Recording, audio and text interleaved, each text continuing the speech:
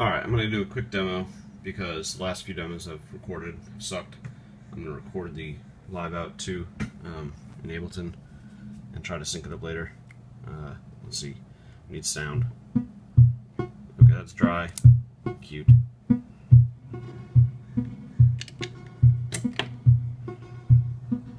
Predelay is on. It's kind of noisy when you turn it.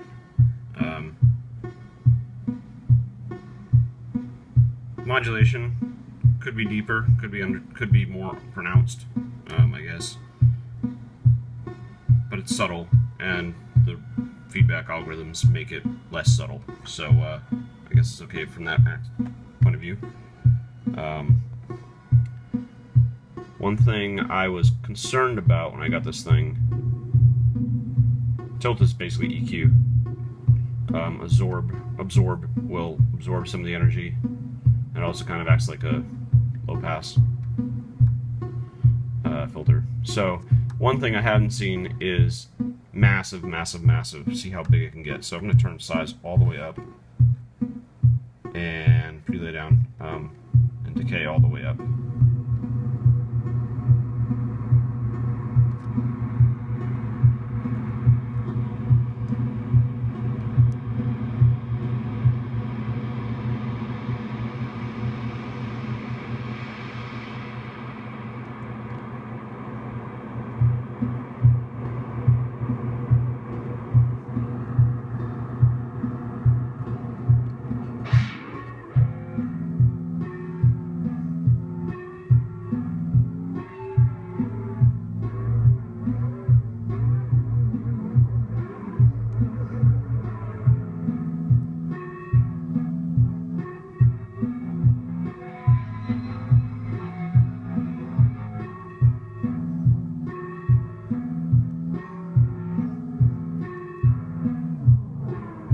So those are the two sides, two ends of the size knob. Yes, it can be big. I don't know if it's as big as the Halls of Valhalla or not. It's big enough for me, I think, but I think there's probably more interesting modulation going on in the Halls of Valhalla. I don't have it though, so I can't say for sure. But I feel like the addition of the chorus knob on the chorus parameter on the ZDSP Valhalla card is probably more interesting to some extent than you'd expect. You can get kind of a chorus out of this guy, especially if the decay is small.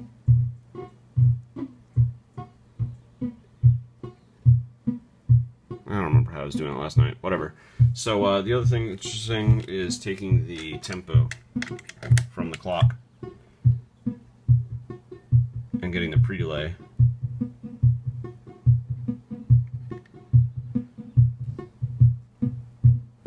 This basically becomes a divider, as has already been said.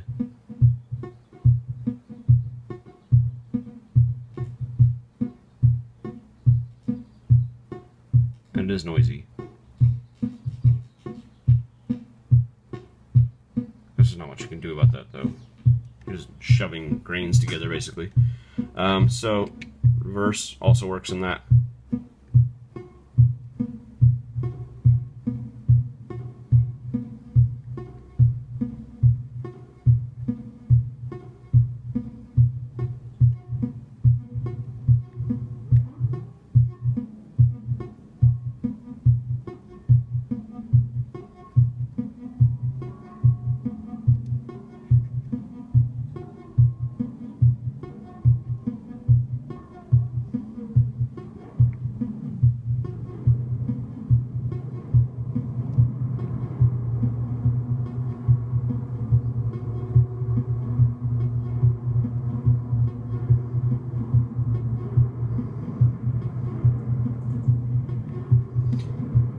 I've found that the modulation also works. You can hear it a lot better when the tilt's all the way up and the absorb's all the way down.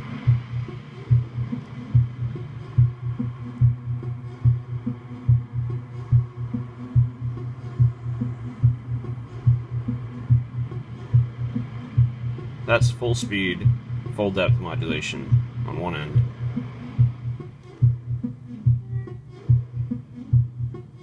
Of course, you're also listening to it in reverse.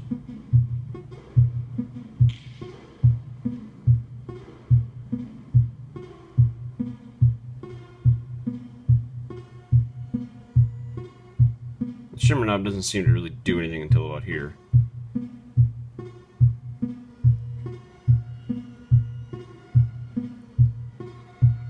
It's kind of hard to tell what the speed knob's doing on the shimmer too. I don't understand shimmer. So, you can definitely play with it and have fun with it though.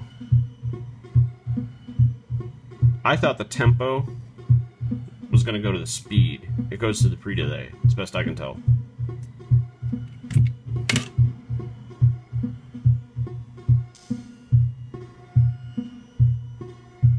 Maybe it goes to both? I don't know. That's a question for Make Noise and Soundhack. So that's pretty much it.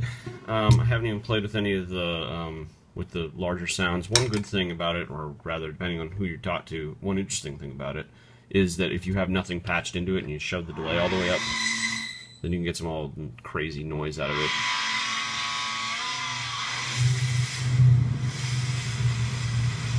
Predelay doesn't do anything in this mode, but, you know.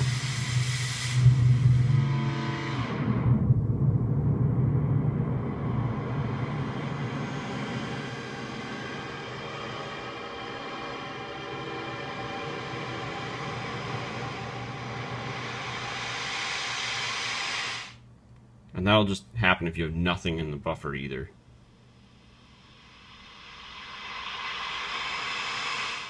Probably happens quicker on the smaller size, but...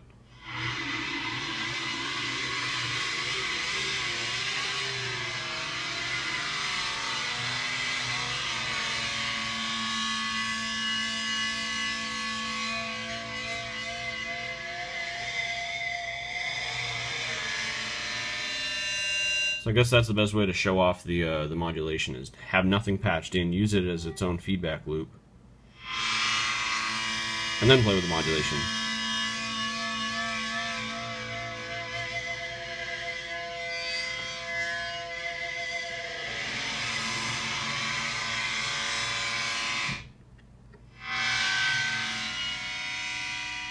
I think it's nasty.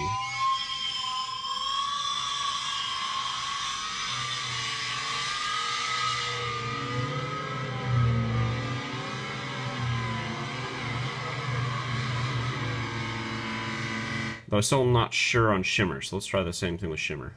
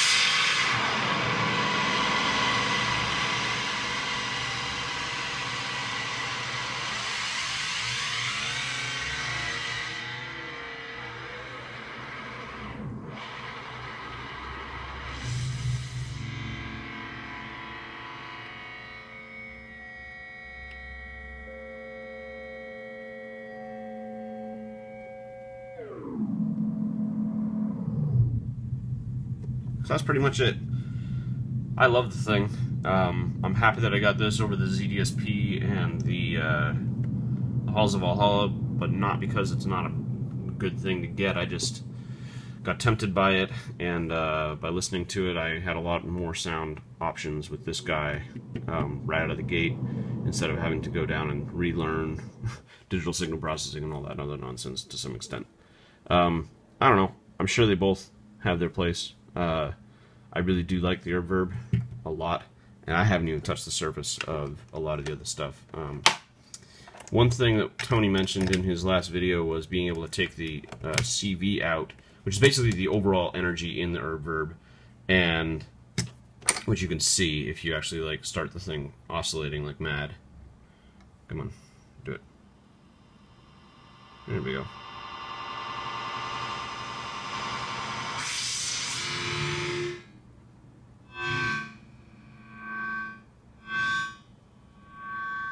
So it's effectively, this CV out is basically the effective total energy as far as I can tell.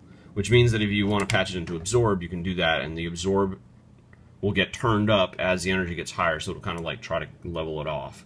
And it works. It works well. But it has a very weird effect.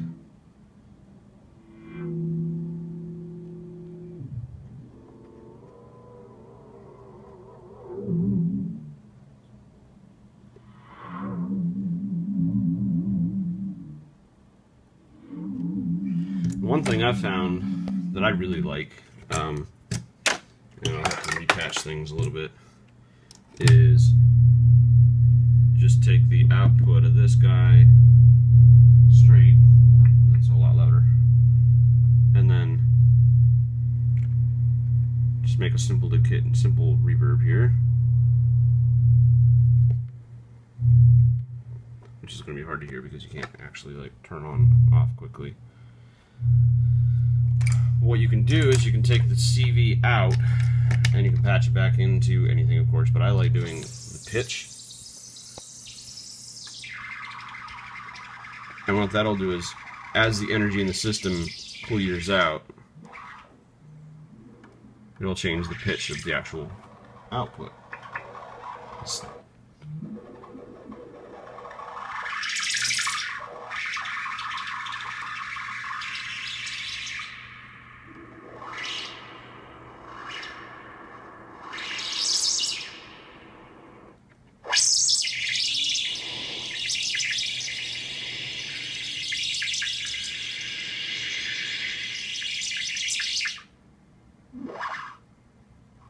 There's not a CV on the input.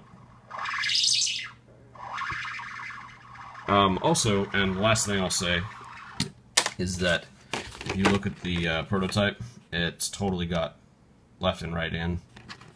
The actual prototype, the production model doesn't have a left or right in, it's just mono in. But it's okay, it's not a big deal. It still sounds awesome, I love it. I haven't even started touching a lot of the CV parameters. I have played with the reverse and tempo a little bit, but other than that, I'm really liking it. Thanks for watching. I hope this helped, instead of just being a pain in the ass for anyone to watch it. I'll try to mix the audio together with the video so that you guys can hear the actual output of this thing. I have been recording over here, and that's the recording. So I'll try to mix it together for you. Thanks for watching.